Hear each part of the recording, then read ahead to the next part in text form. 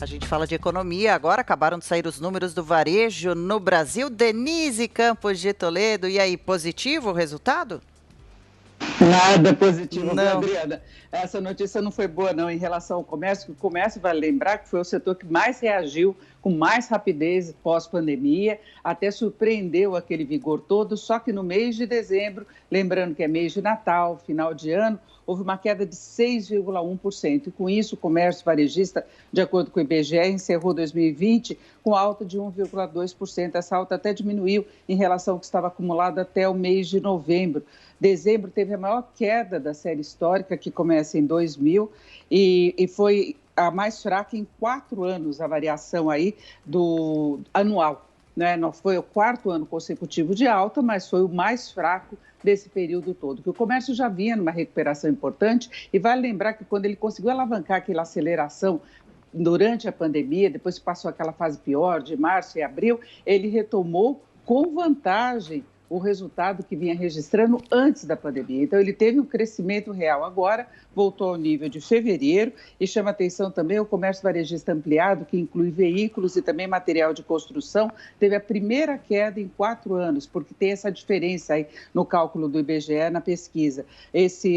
Incluindo esse segmento ampliado, o volume de vendas caiu 3,7% em dezembro e fechou o ano com queda de 1,5%. Como eu disse, foi o primeiro recuo anual desde 2016, ano em que o recuo tinha sido de 8,7%. Isso deve ter muita relação com o auxílio emergencial. Há pouco nós estávamos conferindo aí na entrevista esse aumento dos números de brasileiros abaixo da linha de pobreza, cerca de 2 milhões, isso no mês de janeiro, quando acabou efetivamente o auxílio emergencial. Então, quando a gente vê esse comportamento do comércio, fica até justificada a preocupação toda com o retorno do auxílio emergencial, ainda que seja temporário, para ultrapassar essa fase de piora mesmo da pandemia que estamos tendo agora no começo de 2021. E se percebe também que teve um crescimento aí, entre aspas, aí meio artificial das vendas, alavancado pela forte injeção de recursos que houve com o auxílio emergencial. Quando houve o corte do valor de R$ 600 para R$ 300, a gente já percebeu uma freada aí no ritmo de vendas. E dezembro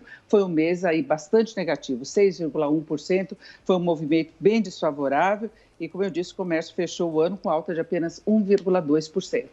Que pena. E Denise, o mercado financeiro está se mostrando instável diante das preocupações com as questões fiscais do país? Exatamente, tem muita relação exatamente com essa discussão em torno da volta, ainda que temporária, do auxílio emergencial. O mercado está com receio de que isso signifique um menor compromisso com o teto de gastos, menor compromisso com o ajuste fiscal, que se espera que volte a ser encaminhado neste ano. Há uma meta fiscal a ser cumprida, há o reconhecimento da necessidade desse auxílio emergencial, mas o que se espera é que ele seja bem feito, que haja uma contrapartida em cortes de outras despesas, por mais que o orçamento seja engessado, sempre dá espaço para você cortar, tem muita despesa desnecessária que entra obrigatoriamente no orçamento, mas que poderia haver alguma flexibilização, tem a PEC emergencial a ser discutida e, por enquanto, se tenta colocar essa volta do auxílio emergencial extra-teto.